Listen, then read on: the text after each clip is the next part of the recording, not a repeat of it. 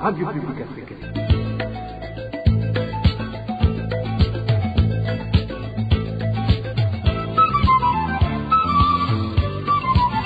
Radio Publique Africaine.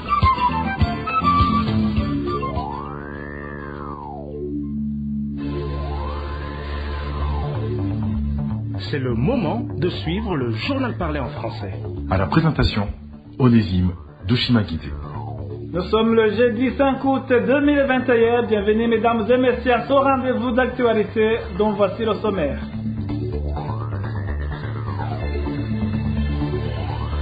Des arrestations à lire dans l'événement s'observent toujours dans différentes localités du pays.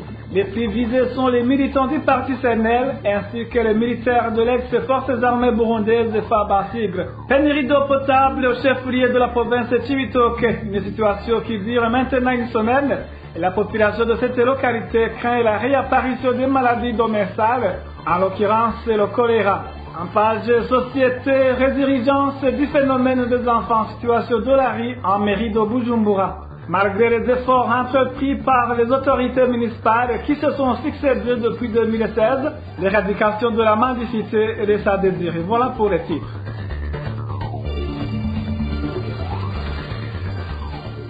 Merci d'avoir choisi la Radio Publique Africaine. Ouvrons cette édition sur la page sécurité à l'événement samedi dernier d'une personne originaire de la colline Burengo, commune Matongo, en province Kayanza.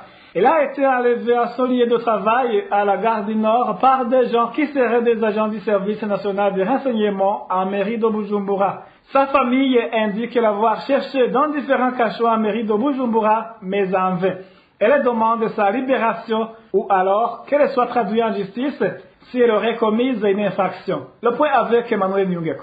Cette personne qui a été enlevée samedi le 31 juillet 2021 par des agents qui seraient du service national des renseignements à mairie de Bujumbura s'appelle Seleman Niyonzima. Selon des témoins sur place, les ravisseurs étaient à bord d'un véhicule de marque Toyota de type Hilux. Ces derniers se sont introduits dans une pharmacie où Seleman travaillait et l'ont embarqué de force vers une destination inconnue. Ils sont venus à bord d'un véhicule. Ils sont entrés brusquement dans la pharmacie et lui ont demandé si c'était lui, Seleman, et il a répondu oui. Il a été ainsi embarqué de force. Ses téléphones portables et l'ordinateur qu'il utilise dans son travail ont été saisis. Ils ont pris la gare du Nord et ils se sont dirigés vers le bar communément appelé Iwaboaban. La famille de Seleman indique qu'ils l'ont cherché dans différents cachots se trouvant en mairie de Bujumbura, mais sans succès. Elle demande d'être informée sur le lieu de détention du leur et plaide pour qu'il soit traduit devant la justice s'il aurait commis une quelconque infraction. Les membres de sa famille l'ont cherché dans différents cachots, notamment à la documentation, au sein du BCR et de la PJ, mais ils ne l'ont pas trouvé. Ils sont pour le moment désespérés. Nous, ses proches et amis, demandons qu'il soit relâché. D'ailleurs, les autorités du pays ont dernièrement déclaré que personne n'est porté disparu au Burundi. Et s'il serait déjà tué, nous leur demandons de remettre son corps afin qu'il soit enterré dignement. Selon des informations qui nous sont parvenues, Seleman Niyonzima n'a pas été enlevé seul. Ses agents ont également kidnappé son ami Dino Dovena Kayobera, lui aussi originaire de la commune Matongo. Il est également introuvable depuis ce jour-là. Sécurité toujours, un habitant de la province Muramvya qui fut dans l'armée régulière, ex-FAB, a été arrêté par des agents du service de renseignement samedi dernier et est porté disparu depuis ce jour. Certains habitants de la province Muramvya qui se sont entretenus avec la RPA demandent que le lieu de détention de cet ancien militaire soit communiqué ainsi que les chefs d'accusation qui pèsent sur lui. Plus de détails avec Eroge Diveremesh. Cet ancien militaire porté disparu depuis ce samedi répond au nom d'Ernest Nzambimana. Il exerçait le métier de coiffeur en province de Muramvya. Selon des sources à Muramvya, Ernest Nzambimana a été interpellé par des agents des services secrets à Muramvya qui se déplaçaient à bord d'une voiture de marque Toyota de type TIE avec des vitres éteintes. Ces mêmes sources ajoutent que les auteurs de son arrestation l'ont appréhendé au moment où il supervisait les travaux de réhabilitation de son salon de coiffure démoli au cours de la campagne de démolition des constructions anarchiques. Après son arrestation, il a été embarqué par ses agents pour revenir après quelques instants récupérer son téléphone Android qui était sous charge. Les enquêtes menées par la RPA révèlent que derrière son arrestation se trouverait un indique du nom de Berkimas Nduimana, surnommé Jeshi. Ce dernier est un détenu de la prison de Muramvya et collabore avec le service national des renseignements dans cette province. Il fut ami d'Ernest Nzambimana car les deux étaient des anciens militaires des forces armées burundaises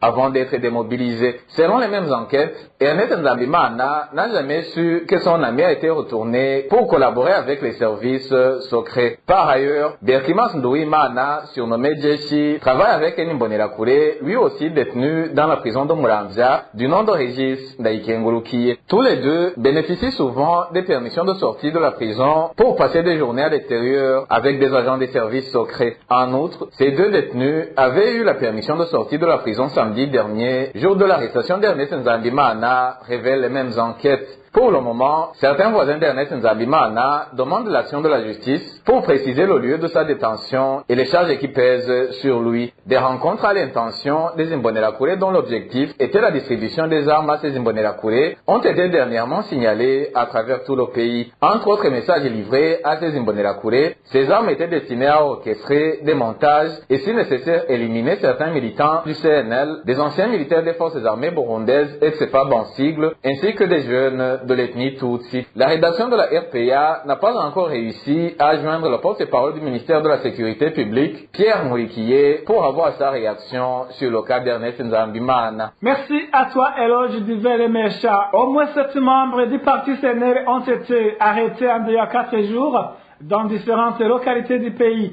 Les militants de ce parti s'insurgent contre cette chasse à l'homme perpétrée à leur endroit sur base de différents montages. Les détails avec Eloge Kwizera. Parmi les militants du parti CNL que la EPA a pu répertorier, figure Diomede Mukaza, arrêté le matin de ce jeudi sur la colline Buringa de la commune Gihanga en province Bubanza. Selon la population locale, il a été arrêté par le lieutenant-colonel Aaron Ndayishimiye, commandant du 212e bataillon qui opère dans la réserve naturelle de la Rukoko. Il est reproché de détenir des munitions d'armes. La population, elle, indique que ces munitions avaient été déposées chez lui par les agents de transmission de cet officier qui l'a arrêté. Diomede Mukaza a été alors conduit à un endroit inconnu. L'arrestation des membres du parti CNL est également signalée en commune Muhuta de la province Rumonge. Dimanche dernier, 3 militants de ce parti ont été arrêtés par le chef de zone et les Imbonerakure. Ils sont accusés de collecter illégalement l'argent destiné à la constitution de la permanence de leur parti au niveau national, une activité qui vise à avoir informé les autorités provinciales et la police. Mais le chef de zone et ses Imbonerakure ont avancé qu'ils n'en étaient pas au courant. Les 3 partisans du CNL, dont Jérémy Bikolimana, membre du conseil communal, sont détenus au cachot du commissariat à Gitaza. En commune Gitové de la province Kirundo, représentant du parti CNL, Ernest Mbazumutima et son compagnon ont été arrêtés lundi dans les enceintes des locaux du bureau communal. Ils auraient été arrêtés par le commissaire provincial de la police, mais le mobile de la station n'a pas été communiqué. Ce représentant du parti CNL est détenu au cachot du commissariat communal. Signalons que 4 autres membres du parti CNL avaient été arrêtés lundi en commune Kayogoro de la province Makamba. Ils ne seront libérés que mercredi après avoir versé une amende de 10 000 francs chacun. Rien n'est étonnant de voir le pouvoir CNDD-FDD persécuter les membres du parti CNL car c'est en place depuis son arrivée au pouvoir en 2005. C'est du moins la réaction de Aimé Magera, un des responsables du parti CNL. Selon lui, cette question devrait être considérée comme un problème national et non spécifique au parti CNL.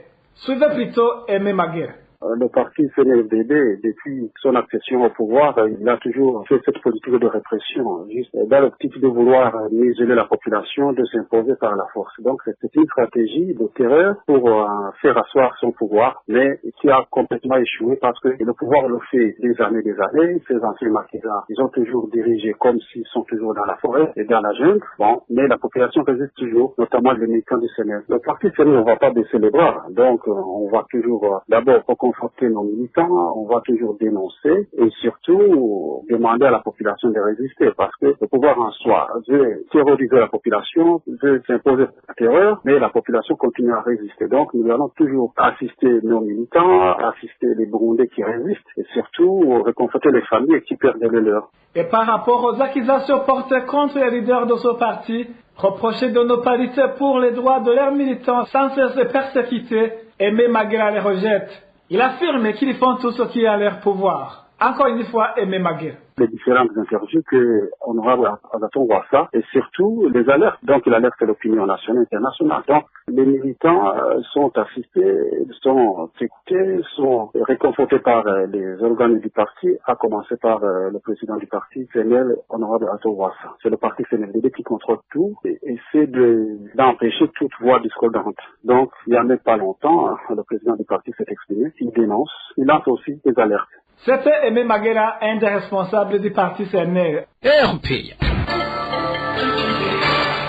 Trois fausses communes des victimes de la crise de 1972 ont déjà été identifiées dans la zone de Buterere à mairie de Bujumbura. Au cours des enquêtes initiées par la Commission Vérité et Réconciliation depuis le 22 juillet dernier sur les violations des droits de l'homme commises lors de cette crise, cette commission dit avoir déjà interrogé au moins 50 témoins qui sont soit des proches des victimes ou des survivants. Lors d'une conférence de presse, Pierre Clavin Daïchalier, président de la CBR, a expliqué que certains des témoignages déjà recueillis disent qu'il y a des Tutsis qui ont été tués pour avoir essayé de protéger les Hutus, ou aussi des Hutus qui ont été tués par leur père. Écoutez plutôt Pierre Clavin Daïchalier. Il y a eu des cas de Tutsis qui ont tenté de s'interposer en faveur des innocents et qui ont été tués par leurs confrères Batutsi. Un cas rare d'une famille de Buhonga qui a pu organiser le deuil alors que dans le reste du pays cela était interdit. Des élèves ayant réussi aux examens d'admission à l'école secondaire n'ont pas trouvé de place pour poursuivre leurs études. De nombreux parents ont été découragés par les arrestations de fonctionnaires et des intellectuels et ont empêché à leurs enfants de poursuivre la scolarité. Les militaires disaient qu'ils étaient à la recherche des insurgés Maï Moulele, venus aider les Bahutus à faire la guerre au Burundi. Un couvre-feu et des barrages sur les routes ont favorisé les arrestations des victimes qui auraient tenté de fuir. De nombreux citoyens innocents ont été arrêtés sur base des listes préétablies. À Buyenzi, un autre témoignage, plusieurs Bahutus ont dû changer de nationalité en disant qu'ils étaient congolais, zaïrois à l'époque, dans le but d'échapper au rafle. Le président Michel Micombero a demandé un renfort militaire à son homologue du Zaïre, Mobutu Sese Seko. À l'arrivée des militaires zaïrois, ceux-ci ont constaté qu'il n'y avait pas de parti en conflit, mais des massacres organisés sur base ethnique. C'était Pierre Clavin Daïchalier, président de la Commission Vérité et Réconciliation. Résilience du phénomène des enfants en situation de la rue à mairie de Bujumbura. La population locale indique que malgré les efforts entrepris par les autorités municipales qui se sont succédés depuis 2016, l'éradication de la mendicité laisse à désirer. Le point avec Francine Mahou. Le phénomène des enfants de la rue semble devenir un casse-tête à mairie de Bujumbura. Le nombre des enfants à cette situation s'est actuellement accru et ces derniers pratiquent la mendicité au grand jour. Cet habitant de la mairie de Bujumbura témoigne. Maintenant, ils sont devenus comme des fourmis. Les routes du centre-ville sont remplies de ces enfants de la rue appelés Maïbobo. Actuellement, ils se positionnent même au niveau des faits de signalisation. Ils sont très nombreux. La population de Bujumbura fait savoir que ces enfants s'adonnent même à la drogue sans que personne n'ose les empêcher. Ils fument du chanvre, consomment de la drogue appelée Busta. et prennent des boissons appelées caribou. Ils jouent également des jeux de hasard sous les yeux des policiers. Ils se mettent devant des magasins et y passent la nuit. Pourtant, en avril 2018, le gouvernement a lancé un programme de réintégration de ces enfants en situation de rue dans des familles. À cette époque, il s'était fixé un délai de 2 mois. Merci à toi aussi Francine Mahoro. Pénurie d'eau potable au chef-lieu de la province de Chibitoke. Une situation qui dure maintenant 1 semaine. Comme solution intermédiaire, cette population fait recours aux eaux des rivières et des canalisations. Elle craint ainsi la réapparition des maladies domestiques, à l'occurrence le choléra. Le point avec Elvis Nyomunge.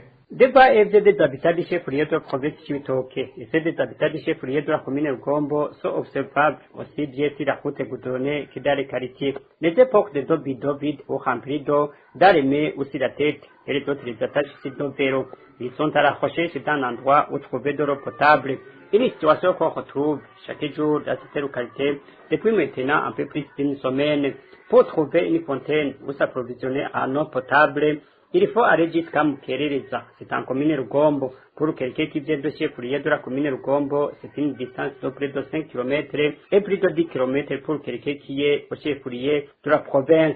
Cette fontaine est beaucoup sollicitée. Il faut faire la queue pendant au moins plus de 3 heures pour espérer avoir l'eau. Pour ceux qui ne sont pas patients, ils vont plus louer en commune Mugina. C'est presque 10 km pour quelqu'un du chef-lieu de la commune Rugombo et plus de 15 km de distance pour quelqu'un qui part du chef-lieu de la province Chibitoke. Ce parcours n'est pas toutefois aisé pour tout le monde.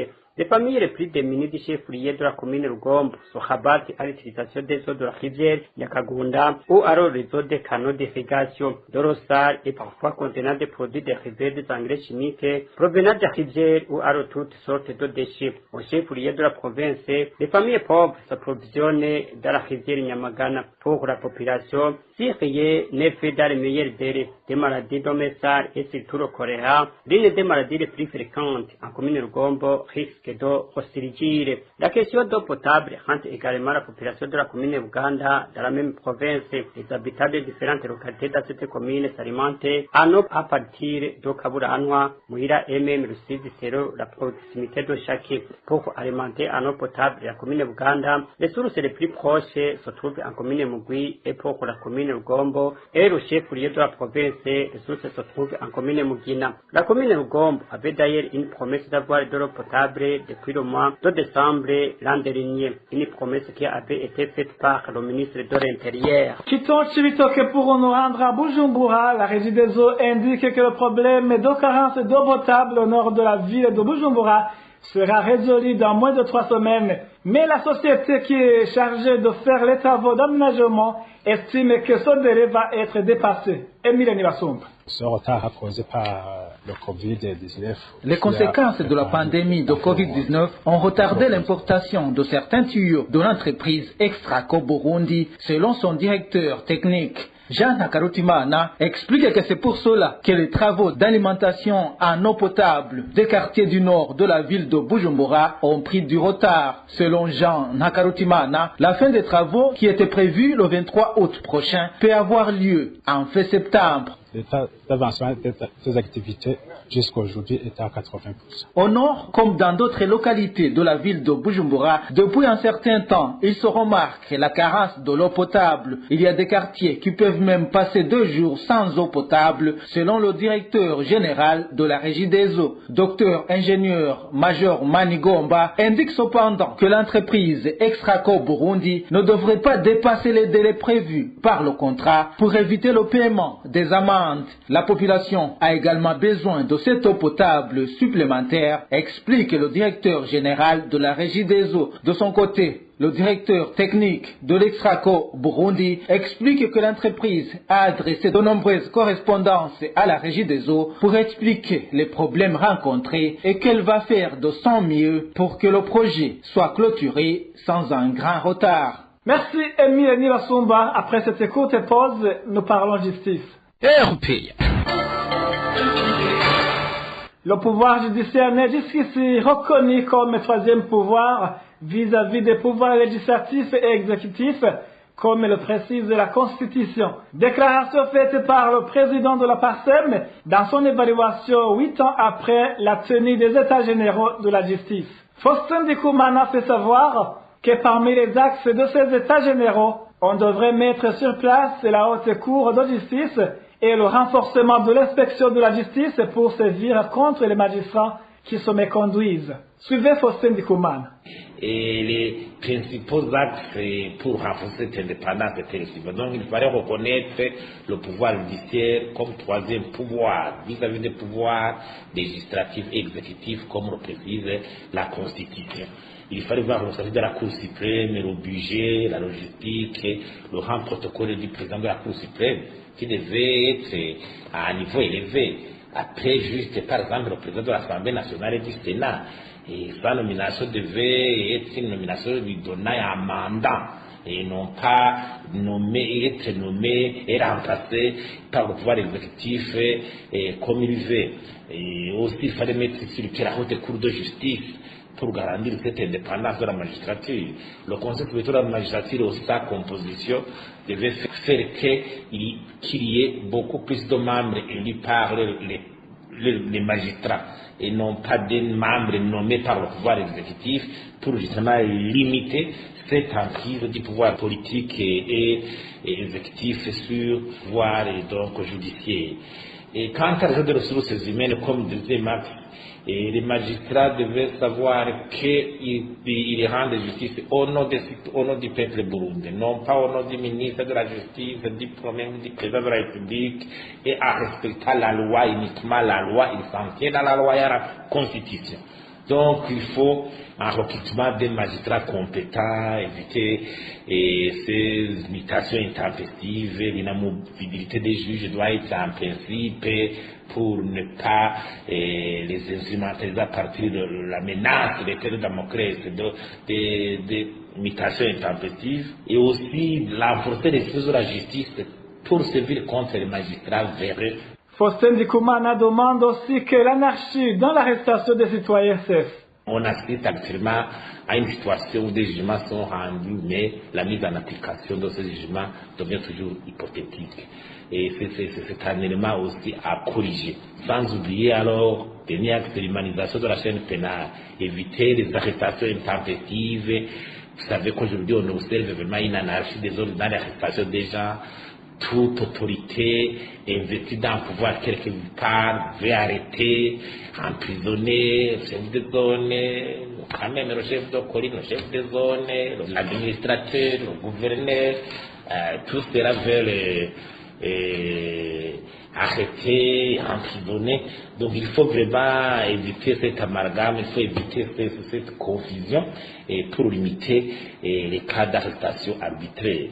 Et vous savez, même quand le président de la République prend une mesure de grâce présidentielle, le lendemain, les prisons, le nombre de prisonniers diminue, mais après quelques temps, les prisons se retrouvent remplies de prisonniers parce que les arrestations ne s'arrêtent pas, les arrestations intempestives. Donc en général, il faut même une justice qui lutte contre la corruption en renforçant des institutions spéciales comme la Cour anticorruption. Il faut une cour administrative forte pour limiter les abus des autorités dans la prise de mesures à l'encontre de hiérarchies inférieures, au tribunal du commerce pour protéger les investisseurs, soit l'environnement des affaires et pour créer des conditions de croissance économique. Donc on doit comprendre qu'on devait avoir une situation où la justice a un nouveau visage pour asseoir la cohésion nationale, la justice, la paix et le développement économique. C'était Faustin Ndikoumana, président de la PARSEM. Dernière nouvelle de cette édition, les réfugiés burundais récemment délocalisés du camp de Mutenderi vers le camp de Nduta en Tanzanie n'ont pas le droit de réhabiliter leurs habitations mises à leur disposition. Hébergés actuellement dans des maisons au Mirambash, le responsable du camp de Nduta leur a interdit de réhabiliter ces murs. Le point avec Dani Claire Irakumba. Les réfugiés burundais du camp de Nduta, notamment ceux qui sont venus du camp de Mutenderi, font savoir qu'ils ont été hébergés dans des habitations qui n'ont pas de murs, contrairement à d'autres maisons de ce camp. Il a fallu alors s'en tirer ses habitations avec des bâches en plastique. Les réfugiés ont pris la décision de fabriquer des briques pour ériger les murs de leur maison. Les réfugiés qui sont venus du camp de Mtendeli ont voulu fabriquer des briques au cours de cet été où il fait très chaud. Certains avaient déjà commencé cette activité afin de construire les murs de leur maison, afin de mieux se protéger, mais aussi protéger leurs biens. Néanmoins, le responsable du camp ne leur a pas permis d'accomplir cette activité. Le responsable du camp leur a tous interdit de fabriquer ces briques. Dans son communiqué sorti ce mercredi, il a indiqué que personne n'est autorisé à fabriquer des briques, encore moins construire une maison arguant que ça peut nuire à l'environnement. Cette autorité a intimé l'ordre aux réfugiés qui avaient déjà fabriqué des briques de les briser dans les brefs délais, que celui qui s'y opposera sera sanctionné. Ces réfugiés burundais trouvent que le comportement de cette autorité vise à les persécuter pour les contraindre à rentrer chez eux. Nous trouvons que cela a pour objectif de persécuter les réfugiés burundais en les mettant dans des conditions défavorables afin qu'ils décident de rentrer au Burundi. Il est incompréhensible de voir certains réfugiés vivre dans des maisons construites en briques et d'autres non, alors qu'ils ont les mêmes droits. Plus de 500 familles de réfugiés burundais venus du camp d'Omtendeli sont hébergées au camp d'Onduta depuis le 26 juillet de cette année. Ces familles se trouvent dans la zone 11 et demandent au HCR de les traiter au même pied d'égalité que les autres réfugiés de ce camp. Merci à toi aussi, Dominique et la Trouva. Merci, mesdames et messieurs, de nous avoir suivis. C'est ainsi que prend fin cette édition. Passez de bons mois chez vous. À la prochaine.